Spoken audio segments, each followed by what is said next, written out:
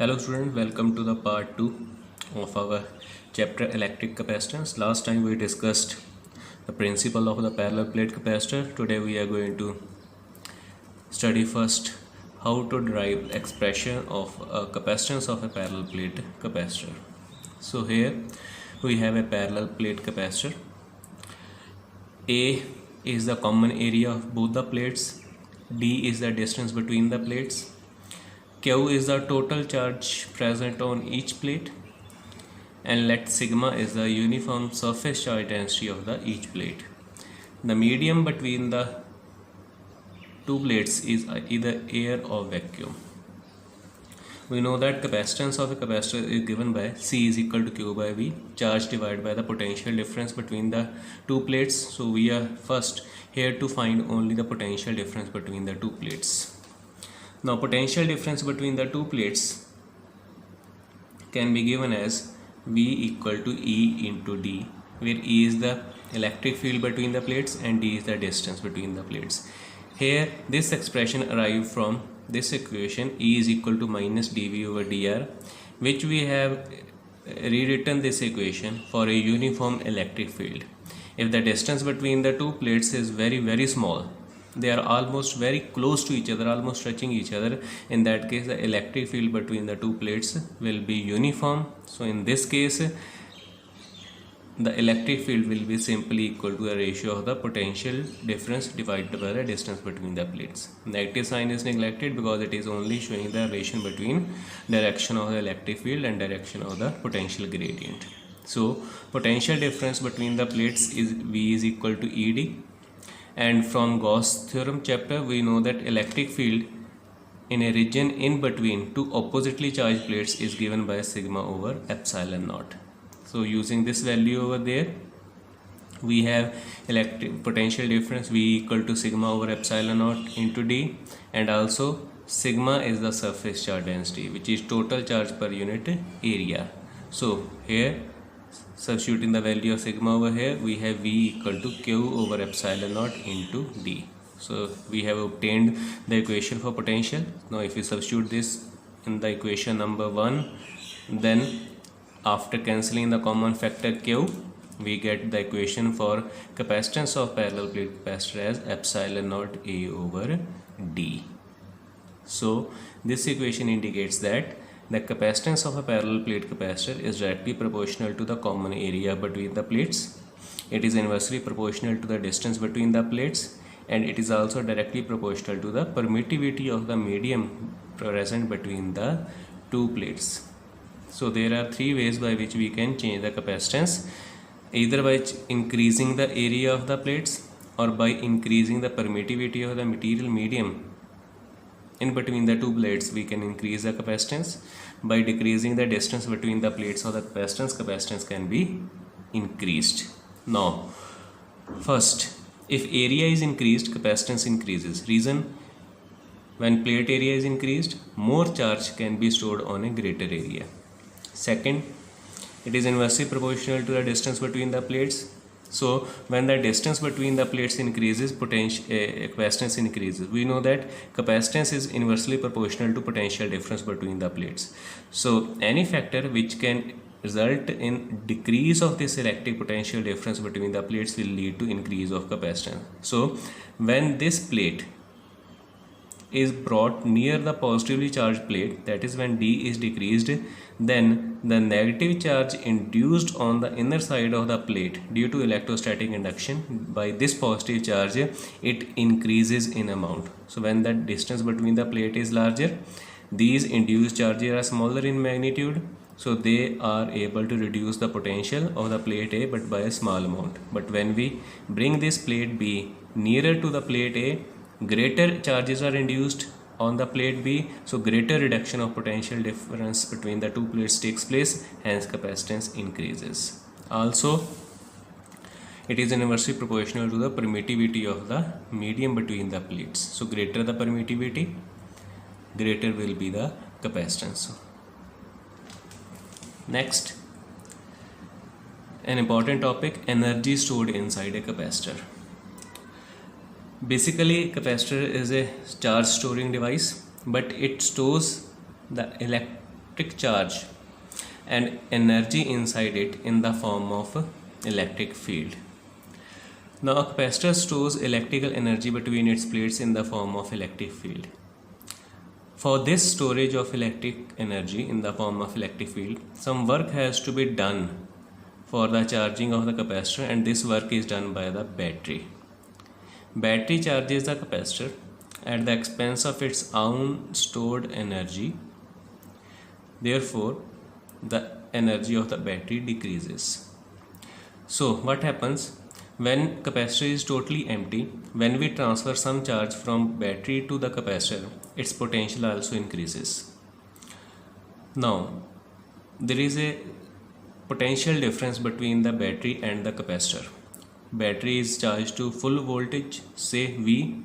Initially capacitor is totally empty, so its potential is 0. So when the two are connected together, charge flows from high potential to a low potential, that is from battery to the capacitor. As soon as the capacitor receives some amount of the charge, its potential also increases, due to which potential difference between the battery and the capacitor decreases.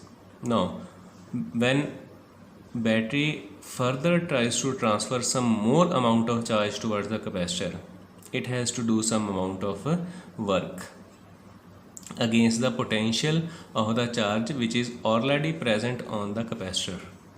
So when some positive charge is already delivered by the battery to the capacitor, and battery wants to deliver more positive charge, the charge already present on the plates of capacitor is going to provide some repulsive force to the incoming charge. That is, potential of the charge capacitor will repel the incoming charge. So battery has to do some work. Battery has to spend some of its energy to send more and more charge towards the capacitor plate against this electrostatic force of repulsion. For this, battery has to do work. So thus, when more and more charge is transferred to the capacitor, opposite charges are induced onto the plate B, due to which an electric field is set up between the two plates, and this strength of electric field between the plates go on increasing as the plates receive more and more amount of charge. So in this way, a battery is able to transfer its electrical energy into a empty capacitor because of the potential difference. Earlier, when the potential difference is maximum, the transfer of the charge takes place at a very fast rate.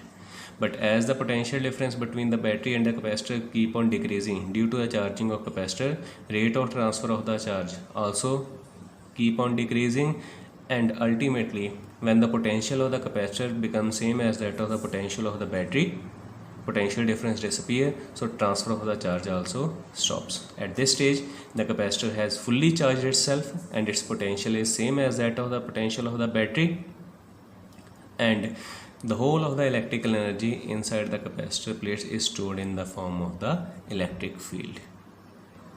Now we want to derive the expression for this.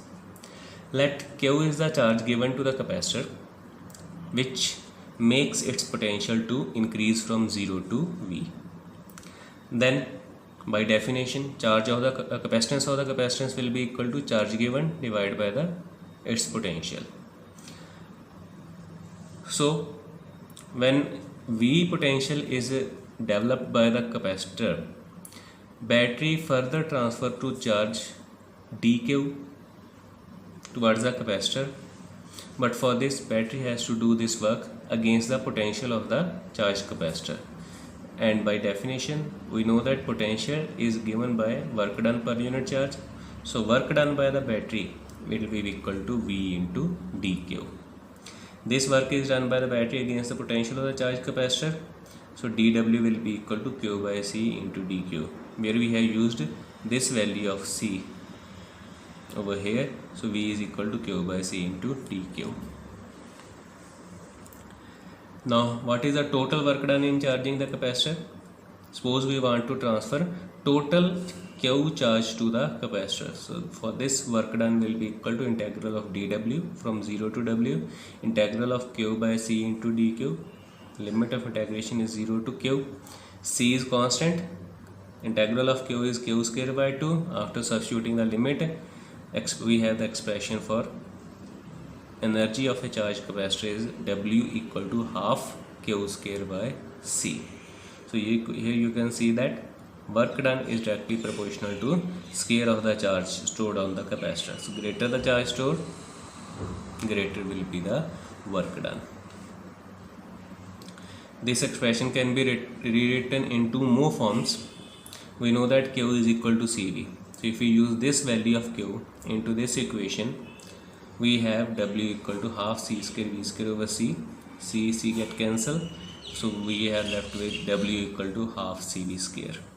Moreover, C is also equal to Q by V. So if we use this value of C into first equation, W is equal to 1 by 2 Q square over Q divided by V. Q and Q get cancelled. So work done or energy expression is equal to 1 by 2 into Q into V. So there are three different expressions for the electric energy stored inside the capacitor in terms of Q and C, in terms of C and V, and in terms of Q and V. Next, energy density of a charged capacitor, which is also known as seat of energy. Here we want to prove that when capacitor stores some amount of charge, it stores electrical energy, and that electrical energy is stored in the form of electric field. In order to do that, we know that capacitance of capacitance is given by epsilon naught A over D. Electric field between the plates of the capacitor is sigma over epsilon naught, and sigma is equal to epsilon naught into E. Also, charge on the capacitor plates is equal to Q. Q is equal to sigma into A, where we have used the expression for sigma. Sigma is equal to Q by A. So after substituting this value sigma over here, Q is equal to epsilon naught E into A. Finally, if we use this value of Q and this value of C in the equation, W is equal to half Q square by C, we have 1 by 2 epsilon naught square E square A square divided by epsilon naught A by D. 1 epsilon naught get cancelled, 1 A get cancelled. We are left with W equal to 1 by 2, W equal to 1 by 2 epsilon naught E square into A into D. A is the area of the plates of capacitor, D is the distance between the plates. So if we multiply the two, we get the volume enclosed between the plates of capacitor. So if we take this volume and divide work done by this volume, we have work done per unit volume equal to half epsilon naught E square. And this work done per unit volume is what we call as the energy density, which is equal to half epsilon naught E square. So this energy density, because epsilon naught is a constant, so this energy density, say W dash, is directly proportional to square of electric field. So in this way we can prove that electric energy is stored in the plates of capacitor in the form of electric field, and more the electric field between the plates of capacitor, more will be the energy density, more will be the amount of the charge stored on it. Thank you.